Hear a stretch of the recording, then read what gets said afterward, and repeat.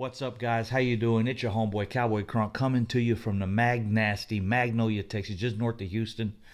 Your dedicated Cowboy channel. Wanted to break a situation down on this Jamal Adams thing. How I think the Cowboys did a really good job of dodging a bullet.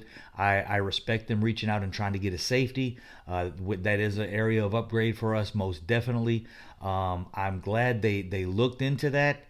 I think the more direct way or the better way to go to that is just put the word out that we're looking at safeties and see who comes to us. For us to reach out for Jamal Adams, I'm glad it didn't work out, and I'm going to show you why.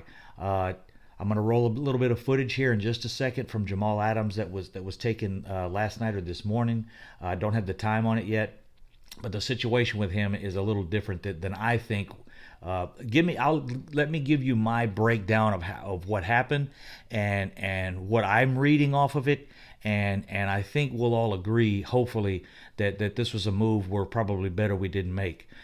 So here we go. I'm going to roll the footage, and again, like and subscribe to the channel, because this is the Dallas Cowboys channel, the Cowboy Crunk, where you come to get the information that if you don't know, now you know. End of the locker room, or the spectrum if you like. Safety Jamal Adams at practice Wednesday after his name also was brought up in trade talks, but apparently it wasn't initiated by the Jets. Rather, reportedly, the Cowboys and Ravens contacted GM Joe Douglas about the possibility of an Adams trade. Either way, it didn't sit well with Adams that the team even listened to trade offers for him. Okay, this is the part I'm talking about. All of that information was put out yesterday. You guys know that. Normal situation. You know, we made some phone calls. Any player is on the table for trade. There's a few players around the league that you just definitely would not. Nobody would give enough value to them, and no team would trade them anyway.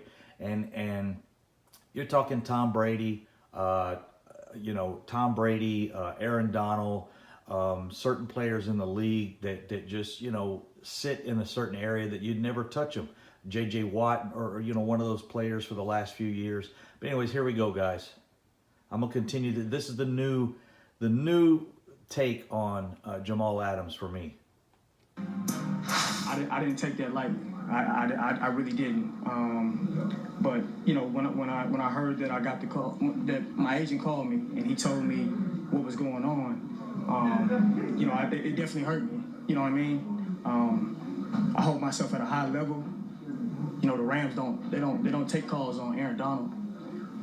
The Patriots don't take calls on Tom Brady. You know what I mean? That's where I hold myself in that regard. So regardless of, I understand that you have a job to do, that's the way I took it.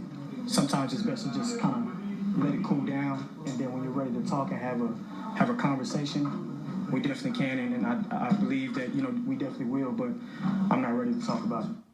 And he's certainly putting himself in rarefied air, being mentioned with Aaron Donald and Tom Brady, but All right, guys, there you have it. Something I'm kind of glad to hear today. That's cool for you to hold yourself as a higher standard as Jamal Adams, and the guy has 2 interceptions in 2.5 years. He's not sticking off the charts. He's not standing off the charts in any area other than tackles. He's tough. He hasn't missed a game. He misses very few snaps. He had 16 games last year, 16 games the year before, 7 games already this year. He's on the field. He's a very solid safety that takes good angles, makes tackles.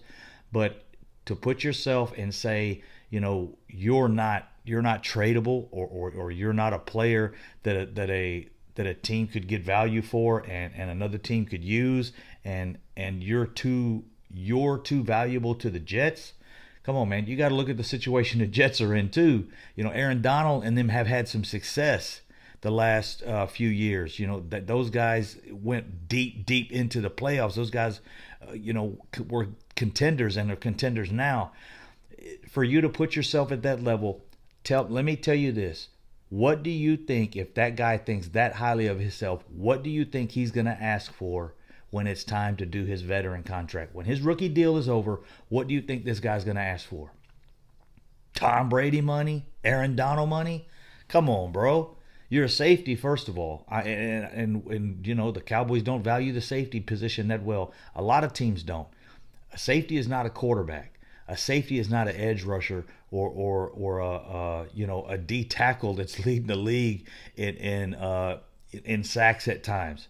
That's crazy to be an inside guy and have the amount of sacks that he has is off the charts. So that's a completely different aspect of football versus a safety that's played every game and played well and had over 100 tackles last year. Great year, great job, great player, but that guy's going to ask for too much. He thinks too highly of himself, and I can tell you that. So Cowboys dodge a bullet. We went through the other contracts. Ezekiel Elliott was a little rough. You see how Dak is laid back. He is asking for money, but he's not putting it out in the news like this. He's not making drama out of it. He's not throwing his name out in front of the box, the boob tube, or the television. If you guys don't know what a boob tube is, that's old school shit right there. But the guy's a princess. Sorry, princess. We tried to trade you. Don't get so damn sensitive, bro. It's a business first. So we dodged a bullet. Our other contracts are working out. That's what we need to focus on: getting Coop, getting Dak, working on getting Zeke back in the flow of things, getting his angry run shit going again, getting him eating, feeding Zeke, but doing it through the pass game, getting the pass game to open up the run game for Zeke. We've got to go to the pass first. We've got to be aggressive like we were last week. That is the key. We can't wait till the fourth quarter to get aggressive, and Dak dominates the third and fourth quarters in the NFL because the Cowboys coaching staff gets him behind in the first and second quarter. So I'm going to end the video there. We dodged a bullet with Jamal Adams. I'm glad it didn't happen now. We were on it yesterday, kind of hoping it would happen, but they were asking for too much. And again, if they would have, that was the deal. If they would have made the trade, the deal is, could they have paid him 2-3 years later? And obviously, with what he thinks of himself, he would have asked for top elite safety money, and he's just not at that position. He's not earned that. So take care, guys. Cowboy Crunk, I'm out. Like and subscribe to the channel, and see you in the next video.